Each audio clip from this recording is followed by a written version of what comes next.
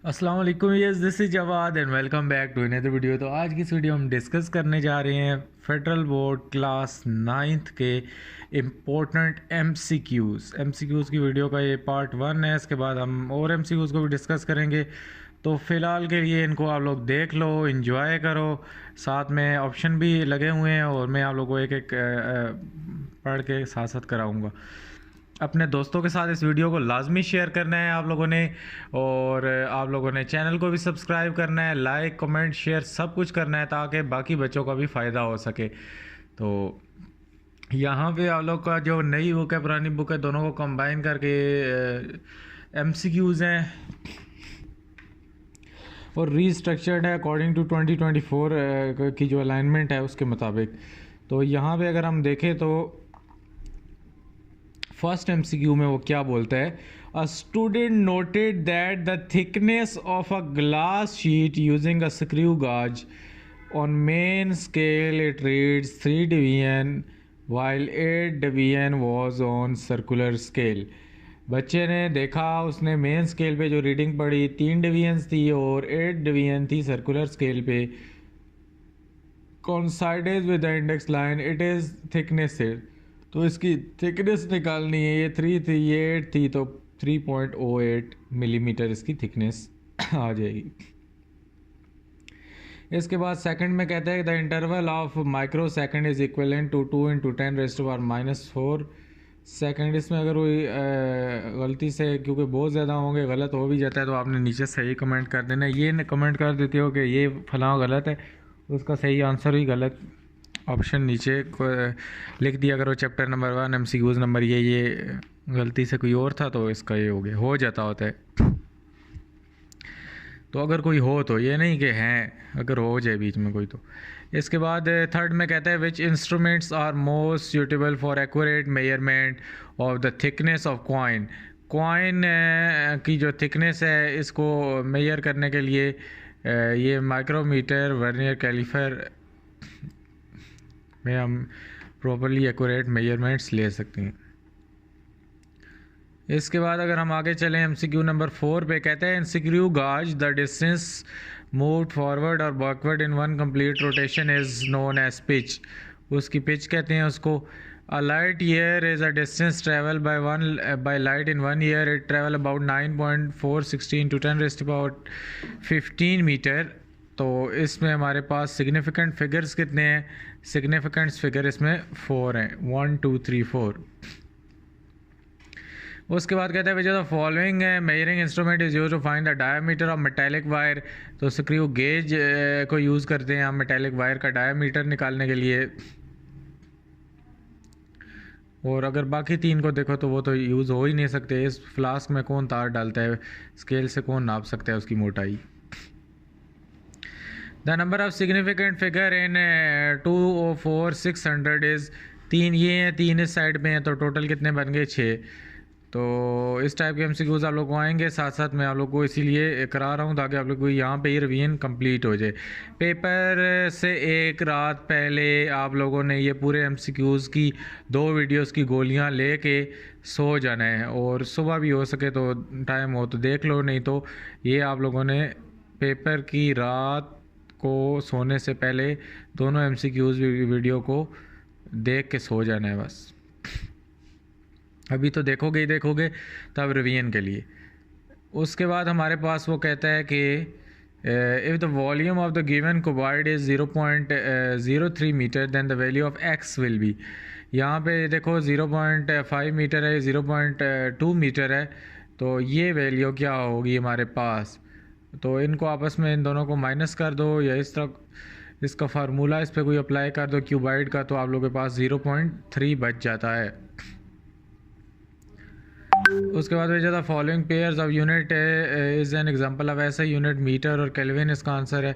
भेजा था following instrument is used to measure the internal diameter of pipe that is vernier caliper. और उसके बाद हमारे पास which of the following is the correct number of significant figure and standard form of 0.0340 1 2 3 4 5 1 2 3 4 5। अच्छा ठीक है, सिग्निफिकेंट फिगर्स 3 है और 3.40 इसको पहले हम राउंड ऑफ करके लिखेंगे। वो कौन सी फॉर्म होती है यार, ये वाली फॉर्म, स्टैंडर्ड फॉर्म, इसमें पहले लिखेंगे फिर सिग्निफिकेंट फिगर को निकालेंगे, डायरेक्ट नहीं निकालेंगे। उसने ऊपर बताया हुआ है हमें। विच of the following set represent the fundamental quantities. इसमें जो हमारे पास सेट 4 है, वेट, वेलोसिटी, वोल्टेज और टाइम, ये हमारे पास वो है। बल्कि सॉरी, ये कहाँ से हो गया, वो ऊपर वाली साइड से हो रहा है। मैं भी कहूँ ये तो सारे डिफरेंट है, ये क्या चक्कर है। ये है length, mass, temperature, time, set 4। आगे हम चलते हैं अपने MCQs नंबर 2 पे। मॉडल क्वेश्चन पेपर जो है हमारे पास यूनिट 2 का, इसमें कहता है the average velocity from A to E क्या होगी जी। इसमें हमारे पास दो उधर हो गए, दो इधर हो गए, तो दरमियान में तकरीबन इनका प्लस करके डिवाइड बाई 2 भी कर लो, लेकिन 6 मीटर पर सेकेंड ही निकल आता है। The magnitude of displacement from point P to S is, इसका क्या मैग्नीट्यूड है पॉइंट P से लेकर S तक का। ये 5 है, ये 5 है, ये 3 है, तो एग्जैक्टली ये भी क्या होगा, 3 ही होगा। A ball is dropped from a top of a building. If it takes 4 seconds to reach the ground, what is the height of building?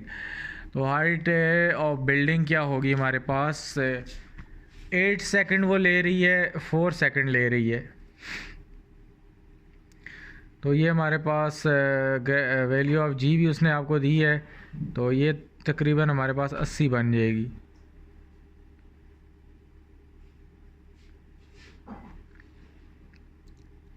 उसके बाद हमारे पास वो कहता है the value of force in the given diagram. तो force इसमें हमारे पास जो इसकी वैल्यू है वो 1 न्यूटन है। आप लोगों ने इसको फार्मूला लगा के इन दोनों, आप लोग को ये मैथ्स और एक्सेलरेशन गिवन है, F = m है, तो ये निकाल लेने। इसके बाद कहता है in a classroom a student gets up from his desk and walks 5 meter ahead to its friend desk, collects a book and walk 5 meter back. Total displacement उसकी क्या होगी, 5 मीटर आगे गया था, 5 वापस आ गया, तो 0 होगी। उसके बाद the below given picture show that the velocity time graph और the motion of the body. तो the slope of the line segment A B in the above graph show. तो हमारे पास जो ए बी है हमारे पास, ये स्लोप लाइन है दरमियान में, ये क्या शो करती है, एक्सेलरेशन के। देखो गाड़ी ऊपर स्पीड पकड़ रही है। फिर कहता है कि a car start from a rest and has uniform acceleration of 10 meter per second. After some time the process of velocity 30 meter per second. The distance covered by car during this time is, ये 40 metre है हमारे पास, तो आप लोगों ने distance का formula लगा के निकाल लेना है। इसके बाद 45 मीटर है। An athlete run around a circular track of the radius 50 metre and finishes at the same point। जहाँ से उसने शुरू किया था वहाँ पे आके उसने दौड़ को ख़त्म किया। इसकी टोटल डिस्प्लेसमेंट क्या होगी, 0 होगी। ऊपर भी बता चुका हूँ, यहाँ पे डिस्प्लेसमेंट यहाँ पे भी 0 होगी। वो 5 चला, 5 वापस आ गया, 0। उसके बाद ये भी आप लोगों को डिस्प्लेसमेंट का क्लियर हो गया ना, क्या होगा अगर इस टाइप का MCQs आ जाता है जहाँ पे वो जाएगा और वहाँ पे ही वापस आएगा। The displacement time graph is the straight line, it means that the body is moving with a uniform velocity. अगर स्ट्रेट लाइन होगी तो हमेशा बॉडी यूनिफॉर्म वेलोसिटी से मूव कर रही होगी। The speed time graph of car is shown in the figure which of the following is true. Car has acceleration of 1.5 metre per second square. ये आपको नज़र आ रही है ऊपर। उसके बाद हमारे पास which of the following graph is representing uniform acceleration. तो यूनिफॉर्म ये ग्राफ होगा जिसमें एक्सेलरेशन, गाड़ी की स्पीड ऊपर जा रही है, सीधी डायगनल वाली सुई ऊपर जा रही है। The speed of body during 20s of motion is 20 second of motion is represented by speed time graph। इसमें कहता है which distance does the body travel during the motion। अच्छा जी, डिस्टेंस उसने कितना ट्रैवल किया है, ये टाइम है, ये स्पीड है, आपस में इनको मल्टीप्लाई करोगे तो 300 मीटर आप लोगों के पास आ जाएगा।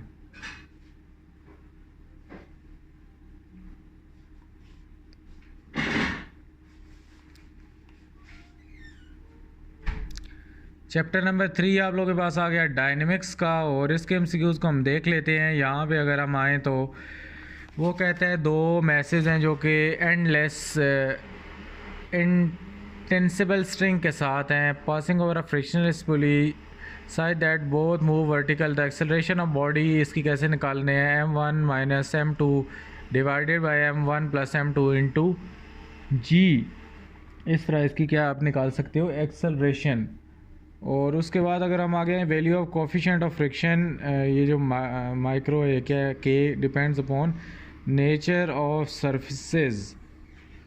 उसके बाद थर्ड में कहता है the tension produced when one of the body moves vertically and other body move horizontally as compare to tension produced while other body move. तो हाफ इधर आएगा, half as compare to the tension produced. Which of the following statement is correct? इसमें static friction is greater than rolling friction, बाकी सारी गलत हैं। इसके बाद in elastic collision which of the following remains conserved, इसमें हमारे पास kinetic energy होती है, conserved होती है along with momentum। An astronaut is sitting in the spaceship on the earth and ready to depart on the moon. Why the astronaut reaches the moon and his weight mass will be, चांद पे जाके उसका वज़न कम हो जाएगा और mess जो है उसका सेम ही रहेगा। हमेशा वज़न कम होता है, मैस क्या होता है, सेम ही रहता है। If the momentum of body changes from 20 Newton second to 30 Newton second, then the average acting on a body will be 2 Newton. If work 1 is greater than work 2 in the given pulley, then which of the following option must be true? इसमें हमारे पास direction of m1 m2, इसमें हमारे पास acceleration of m1 downward है और उसके बाद acceleration of m2 की क्या है, अपवर्ड है। ये एक्सेलरेशन का तीर ये जा रहा है। उसके बाद if the maximum moment of force on the door is 10 newton meter by an applied force of पता नहीं क्या है, then the distance will be 4.444 meter. 1 newton is equal to 100,000 dynes. इसके बाद ball bearings are used in the variety of light and heavy machineries because they have small, इसमें हमारे पास इनका small area of contact होता है। Force always act in two ways, it acts equal and opposite ways, which of the following represent. Newton का third law of motion कहता है कि force जो है वो इक्वल और अपोजिट होती है। Every reaction has equal but opposite reaction. अच्छा, चैप्टर नंबर 4 पे आते हैं, टर्निंग इफेक्ट ऑफ फोर्सेस पे। तो इसमें हमने क्या काम करना है, the door requires minimum torque of 80 kilometre in order to open it. What it is the minimum distance of handle from hinge if the door is to be pulled which force at handle not greater than 100 Newton। तो इसमें हमारे पास 0.8 metre हमारे पास क्या आ जाती है,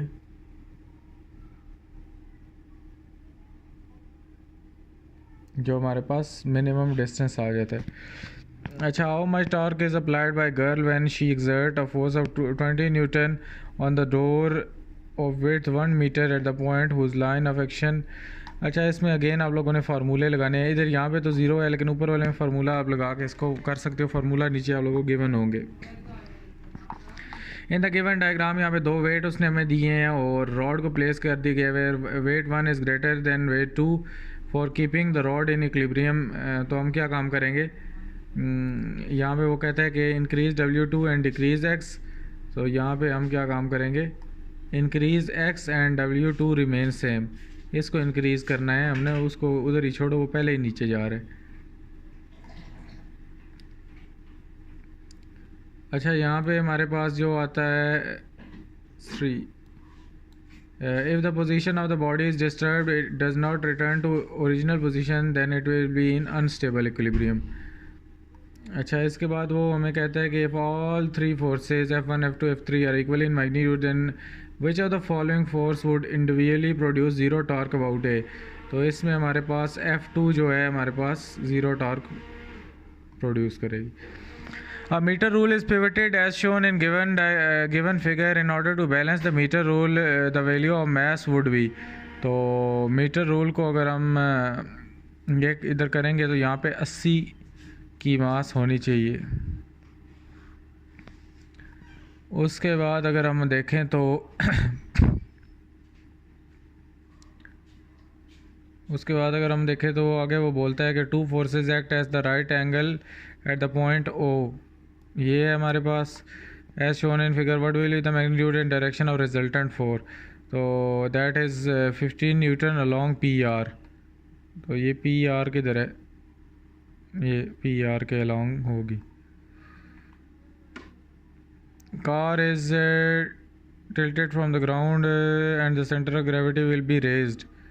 जितना यहाँ से इसको ऊपर उठाएंगे तो सेंटर ऑफ ग्रेविटी उसका क्या होगा, रेज्ड होगा। The rotational effect of force is called moment. इसी तरह given diagram represent that the book is in the state of stable equilibrium.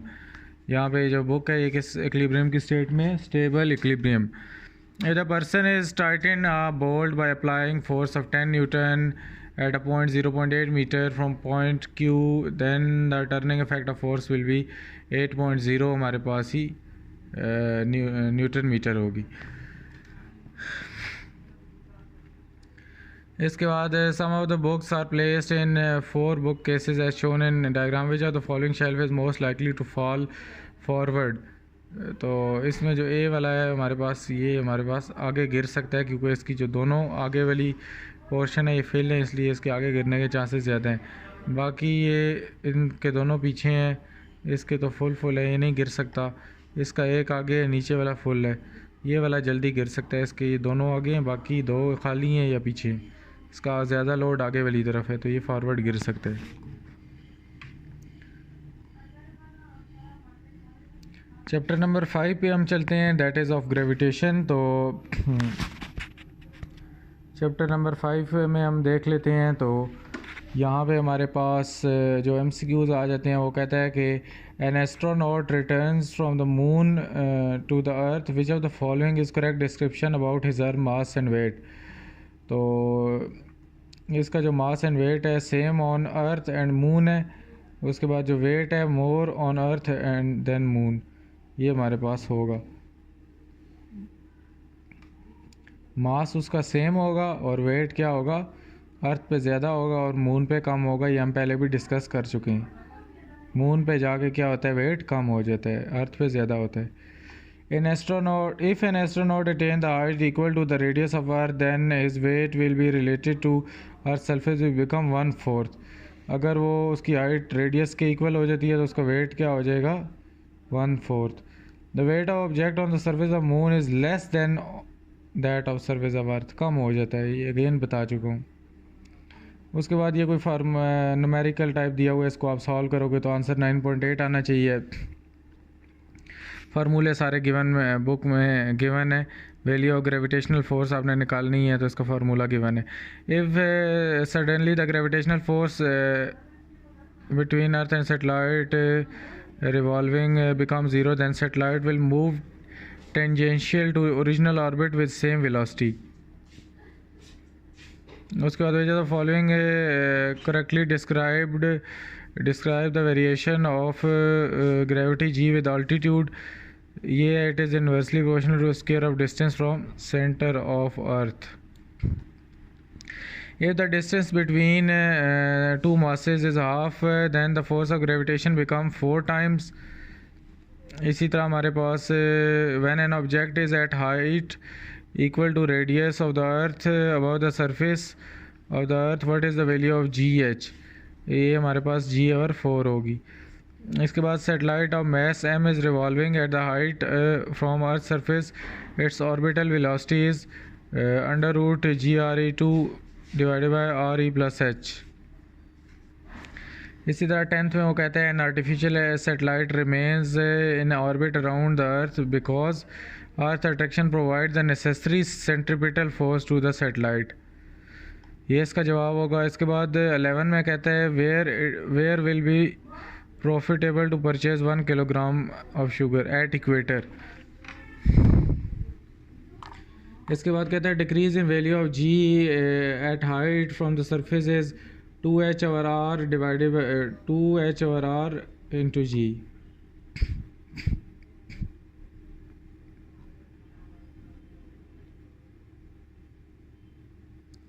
उसके बाद हमारे पास गैस एंड मॉडल पेपर 6 आ जाता है। चैप्टर वर्क एंड एनर्जी है, जिसमें वो कहता है कि फिल इन द ब्लैंक्स है। In the given block if a block is shifted from lower to higher position then how many work will be done. तो 100 जूल इसमें हमारे पास डन होगा वर्क। इसमें आप लोगों ने आप लोग को ये भी दे दिया है और ये भी दे दिया है, तो आप लोगों ने इसका फार्मूला लगा के वर्क का ये निकाल लेने हैं। उसके बाद दूसरे में कहते हैं the velocity of body is doubled then the kinetic energy increase to 4 times. ये आप लोगों को पता होना चाहिए। उसके बाद कहते हैं the mass of elevator is 2000 kg then the work done to raise elevator height 50 meter in 20 second will be 100,000 joule. ये फार्मूला लगाओगे तो आप लोगों को आंसर आ जाएगा। The given graph show that the force acting on moving object is 72 joule. इसी तरह which of the following figures does the elastic spring having greatest elastic potential energy। ये हमारे पास जो C वाला है इसकी है। और उसके बाद the bulb of mass 2 kg is moving up from point B to point A. Its potential energy at A with respect to ground will be 0.6 joule। इसके बाद वो कहता है कि force F is applied to move the block across the smooth surface from point X to point Y। तो इसमें हमारे पास अमाउंट ऑफ वर्क डन जो होगा 2000 जूल होगा। वर्क डन आप लोग को निकालना आना चाहिए। Work done will be maximum when the angle between force and displacement is 0 degree. फार्मूले भी नीचे गिवन होंगे, सिर्फ अभी फार्मूले लगा के आप लोगों को आना चाहिए। इनके मैं फार्मूले इसीलिए आप लोग को नहीं बता रहा, फार्मूले गिवन होंगे। अब मैं किधर से ढूंढ के साथ फार्मूले लेके आऊँ इनके, ये आप लोग को नीचे वो लोग देंगे। इसी तरह हमारे पास work done will be maximum when the angle between force and displacement is 0। इसके बाद if the speed of car decreases by half the kinetic energy will become 1/4। A bowler during playing cricket throw a ball of mass 200 kg with a velocity of 20 meter. Its kinetic energy will be 40 joule. इसके बाद हमारे पास a motor lift weight of 5 Newton up to the height of 2 meter in 4 second. What will be the power of motor? इसकी power 25 वाट होगी। इसी तरह if the mass of the body is double, kinetic energy become twice।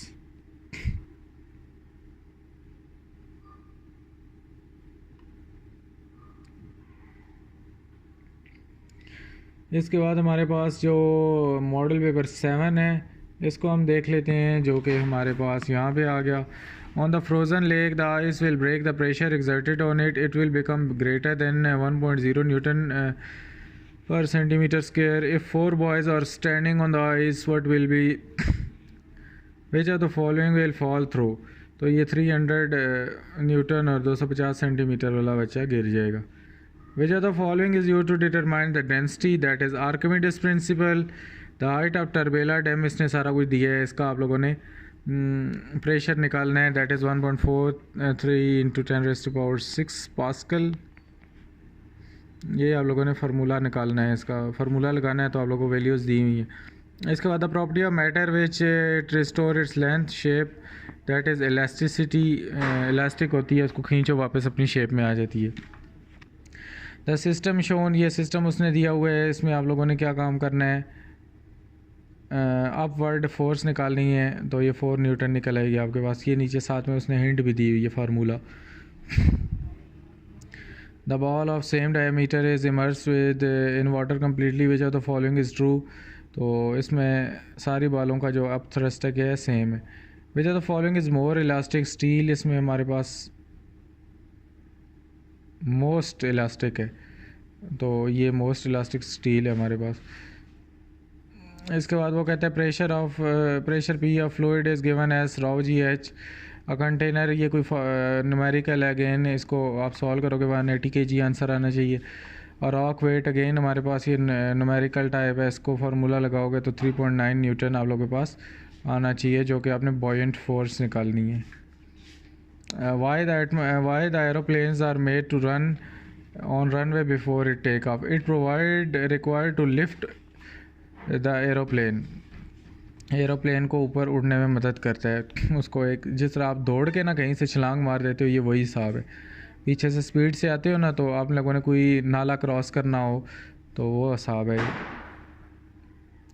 तो ये young modulus वाला कोई है, इसको भी निकालोगे तो 20 × 10⁸ आंसर आना चाहिए। चलते हैं चैप्टर नंबर 8 पे। तो प्रॉपर्टीज़ ऑफ मैटर है, जो कि थर्मल प्रॉपर्टीज़ हैं। अच्छा, इसमें अगर हम देखें तो the amount of heat energy required to change the substance from solid into liquid. अच्छा, इसको आगे कर लेते हैं, ये सही नज़र नहीं आ रहा। At smelting point without any change in temperature is known as latent heat of fusion. Again हमारे पास इसको फ़ारेनहाइट में कन्वर्ट करना है तो 167 हो जाएगा। In which direction will be the bimetallic strip band if the upper metal has smaller lower greater rate of thermal expansion. ये हमारे पास अपवर्ड आ जाएगा। Thermometer liquid should have following properties. Freezing point उसका लो होना चाहिए, boiling point उसका high होना चाहिए। Relation between coefficient of linear expansion, ये दैट इज़ ये 3a वाला है। और उसके बाद the table given shows that the four substances of equal masses with their values specific heat of capacity, if the same amount of heat is given to all which of the following substances which show maximum raise in temperature। तो carbon है, इसमें हमारे पास सबसे ज़्यादा temperature high हो जाएगा। When the sun ray fall on the stone, the water in the beaker, the stone become hot as quickly as compared to water. This is because stone has less specific heat of capacity than water। जितनी heat of जो specific heat of capacity कम होगी, उतना तेज़ चीज़ गर्म हो जाएगी। इसीलिए ये कार्बन की 121 है तो जल्दी गर्म होगा। Steam at 100 degree centigrade is more dangerous than water at 100 degree centigrade because इसमें इंटरनल एनर्जी बहुत ज़्यादा होती है, पानी से ज़्यादा आग भरी होती है उसके अंदर। Which of the following is only similarity between evaporation and boiling, both processes involve change of state from liquid into vapour. बाकी सेम नहीं होती, ये इसमें सेम होती है। इसके बाद the amount of heat required to raise temperature from 1 kg, ये बहुत ज़्यादा इंपॉर्टेंट है। 4190 जूल है इसमें। SI unit of coefficient of linear volumetric expansion is K-1। इसी तरह वो कहता है कि for making cooking utensil which are the following pairs of properties is most suited, low specific heat and high conductivity. आगे अगर हम आते हैं तो chapter number 9 transfer of heat आ गया है। अभी हीट की बातें कर रहे थे तो पूरा चैप्टर उस पर बन के आ गया है। Sometime fans and pumps are used to speed up the natural convection. Convection is known as forced convection। Arrange the following into increasing order। तो ये हमारे पास एयर वाटर कॉपर है। इसके बाद हमारे पास कंडक्टिविटी ऑफ हीट के रिलेटेड इसको करना है, ऐसे अपने पास से नहीं करना। विच the following is true about the requirement of medium in the process of heat transfer, that is conduction and radiation. Conduction तब है जब मटीरियल मीडियम में रिक्वायर्ड होगा और रेडिएशन तब है जब नहीं रिक्वायर होगा। अच्छा, when a saucepan is placed on a burning stove, heat is transferred from liquid inside by convection. उसके बाद the flow of cool air from sea toward the land produce sea breezes as shown in diagram.